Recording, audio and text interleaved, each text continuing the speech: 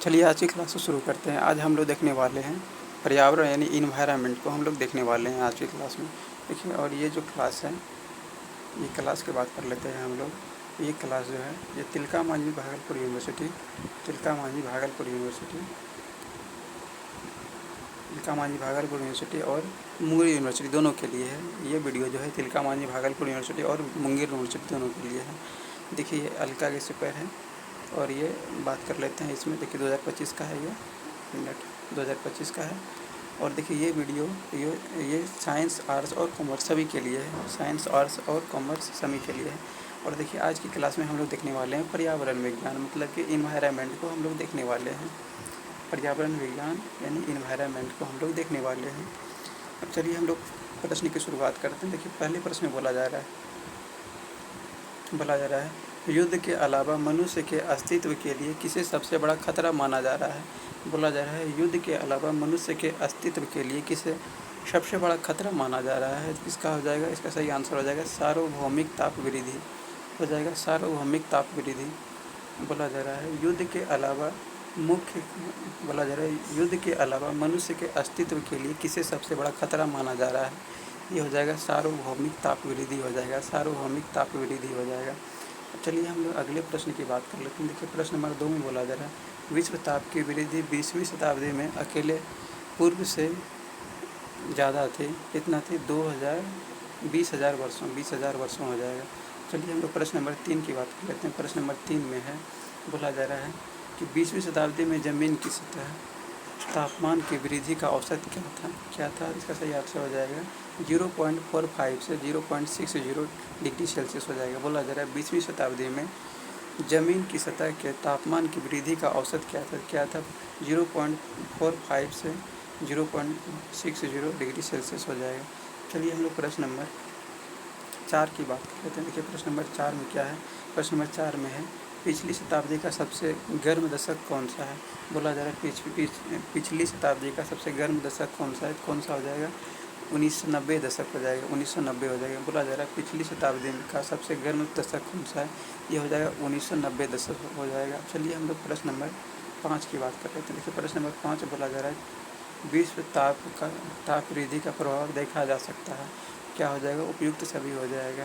यानी कि अंटार्कटिक में पेंगुइन पक्षियों की गिरती संख्या, भी हो जाएगा अंटार्कटिक महासागर में बर्फ परत का पतला होना है। सी हो जाएगा सूखा और अग्निकांडों की तीव्रता। बोला जा रहा है विश्व ताप वृद्धि का प्रभाव देखा जा सकता है, उपयुक्त सभी हो जाएगा। चलिए हम लोग प्रश्न नंबर 6 की बात कर लेते हैं। देखिए प्रश्न नंबर 6 में बोला जा रहा है अनवरत गर्म तापमान का परिणाम होता है। तो क्या हो जाएगा, उपयुक्त सभी का होना। इसमें क्या ऑप्शन नंबर क्या है, ए क्या है वसंत का विश्व के कई भागों में से प्रवेश, और क्या हो जाएगा पौधों और जानवरों का उच्चतर अक्षांश की तरफ बढ़ना, और क्या हो जाएगा हिमखंडों का ज़्यादातर पिघलना और महासागरों के जल का विस्तृत होना, सभी हो जाएगा। इनमें से सभी इसका सही आंसर हो जाएगा। चलिए हम लोग अगले प्रश्न की बात कर लेते हैं। देखिए प्रश्न नंबर 7 की बात कर लेते हैं। देखिए प्रश्न नंबर 7 में है डैश के बाद कृषि और औद्योगिक व्यवहारों में परिवर्तन के विश्व तापमान में वृद्धि लाया गया है। क्या हो जाएगा, औद्योगिक क्रांति हो जाएगा, औद्योगिक क्रांति। चलिए हम लोग अगले प्रश्न की बात कर लेते हैं। देखिए अगले प्रश्न में दिया गया है, ये प्रश्न नंबर 8 की बात कर लेते हैं। प्रश्न नंबर 8 में दिया गया औद्योगिक क्रांति के पश्चात वायुमंडल CO2 में संतृप्तता बढ़ गई है। कितना हो जाएगा, 30% बढ़ गई है, 30% बोला जा रहा है। औद्योगिक क्रांति के पश्चात वायुमंडल CO2 में CO2 की संतृप्तता बढ़ गई है, 30% बढ़ गई है। चलिए हम लोग अगले प्रश्न की बात कर लेते हैं। प्रश्न नंबर 9 की बात कर लेते हैं। प्रश्न नंबर 9 में है औद्योगिक क्रांति के पश्चात पर्यावरण में मीथेन की मात्रा बढ़ गई है। कितना बढ़ गई है, 100% बढ़ गई है। बोला जा रहा है औद्योगिक क्रांति के पश्चात पर्यावरण में मीथेन की मात्रा बढ़ गई है। कितना, 100% बढ़ गई है। उसके बाद आगे बोला जा रहा है 10 में बोला जा रहा है मनुष्य के कौन से कार्यकलाप ज़्यादातर ग्रीन हाउस गैसों के लिए उत्तरदायी है। क्या हो जाएगा, कोयला, तेल और प्राकृतिक गैसों का जलना हो जाएगा। बोला जा रहा है कोयला, तेल और प्राकृतिक गैसों को जलना, ये हो जाएगा। चलिए हम लोग अगले प्रश्न नंबर 11 की बात कर लेते हैं। प्रश्न नंबर 11 में है ग्रीन हाउस गैस का उत्सर्जन सबसे ज़्यादा कौन सा देश करता है? कौन सा देश करता है? अमेरिका करता है। बोला जा रहा है ग्रीन हाउस गैस का उत्सर्जन सबसे ज़्यादा कौन देश करता है? कौन देश करता है? अमेरिका करता है। चलिए हम लोग अगले प्रश्न को देख लेते हैं। प्रश्न नंबर 12 की बात कर लेते हैं। देखिए प्रश्न नंबर 12 में दिया गया है पर्यावरण के तापमान में वृद्धि के लिए किन गैसों के को जिम्मेदार माना जाता है? किन गैसों को जिम्मेदार माना जाता है? तो फिर सभी हो जाएगा, कार्बन डाइऑक्साइड, CO यानी कार्बन मोनोऑक्साइड, कार्बन और सल्फर डाइऑक्साइड हो जाएगा। बोला जा रहा है पर्यावरण के तापमान में वृद्धि के लिए किन गैसों को जिम्मेदार माना जाता है? क्या हो जाएगा? उपरोक्त सभी हो जाएगा। इसमें क्या हो जाएगा? CO2 हो जाएगा, कार्बन डाइऑक्साइड हो जाएगा, CO हो जाएगा, कार्बन मोनोऑक्साइड हो जाएगा और सल्फर डाइऑक्साइड हो जाएगा। चलिए हम लोग प्रश्न नंबर 13 की बात कर लेंगे। अगर यदि हम लोग तो प्रश्न नंबर 13 में बोला जा रहा है कौन सी गैस सूर्य की परावैंगनिक किरणों को धरती पर आने से रोकती है? बोला जा रहा है कौन सी गैस सूर्य की परावैंगनिक किरणों को धरती पर आने से रोकती है? क्या हो जाएगा? O3 हो जाएगा, यानी कि ओजोन हो जाएगा। अब चलिए हम लोग प्रश्न नंबर 14 की बात कर लेते हैं। प्रश्न नंबर 14 में क्या है? पृथ्वी के किस भाग में ओजोन परत का क्षरण सबसे ज़्यादा नज़र आता है? अंटार्कटिक में आता है। बोला जा रहा है पृथ्वी के किस भाग में ओजोन परत का क्षरण सबसे ज़्यादा नज़र आता है? तो ये हो जाएगा अंटार्कटिक में हो जाएगा। 15 नंबर की बात हम लोग कर लेते हैं। 15 नंबर में क्या है? किस गैस को मुख्य रूप से ओजोन छिद्र के लिए उत्तरदायी माना जाता है? तो क्या हो जाएगा? क्लोरोफ्लोरोकार्बन हो जाएगा, CFC3 हो जाएगा। अब चलिए हम लोग प्रश्न नंबर 16 की बात कर लेते हैं। देखिए प्रश्न नंबर 16 की अगर यदि हम लोग बात कर लें, प्रश्न नंबर 16 में क्लोरोफ्लोरोकार्बन गैसों का उपयोग ज़्यादातर होता है। बोला जा रहा है क्लोरोफ्लोरोकार्बन गैसों का उपयोग ज़्यादातर होता है। कितना?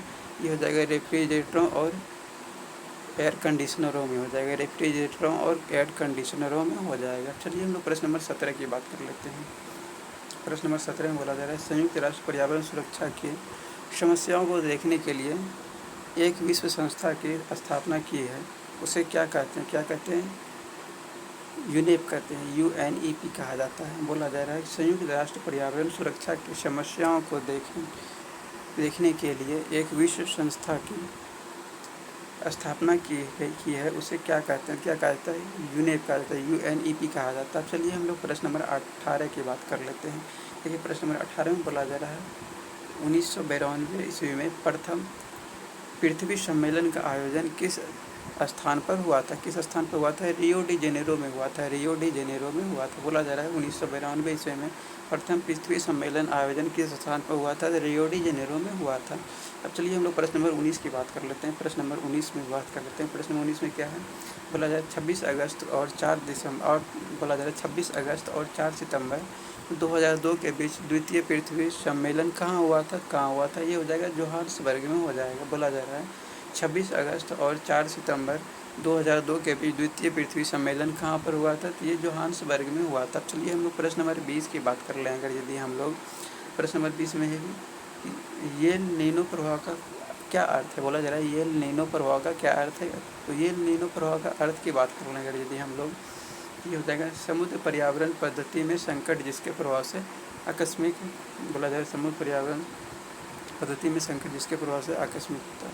अब चलिए हम लोग प्रश्न नंबर 21 की बात कर लें। अगर यदि हम लोग प्रश्न नंबर 21 में है कि विश्व तापमान में वृद्धि के कारण अगर समुद्र तल 1 मीटर बढ़ जाए तो भारत पर क्या प्रभाव पड़ेगा? क्या प्रभाव पड़ेगा? करीब 42 किलोमीटर सड़कें समाप्त हो जाएगी। बोला जा रहा है विश्व तापमान में वृद्धि के कारण अगर समुद्र तल 1 मीटर बढ़ जाए तो भारत पर क्या प्रभाव पड़ेगा? तो क्या प्रभाव पड़ेगा? करीब 4200 किलोमीटर सड़कें समाप्त हो जाएगी। तो इसमें 21 प्रश्न ही था। तो आज के लिए इतना रहने देते हैं। अब अगले क्लास में हम लोग विविध को देखने वाले हैं। देखिए इसके बाद विविध है, इसके हम लोग अगले क्लास में हम लोग देखने वाले हैं विविध को।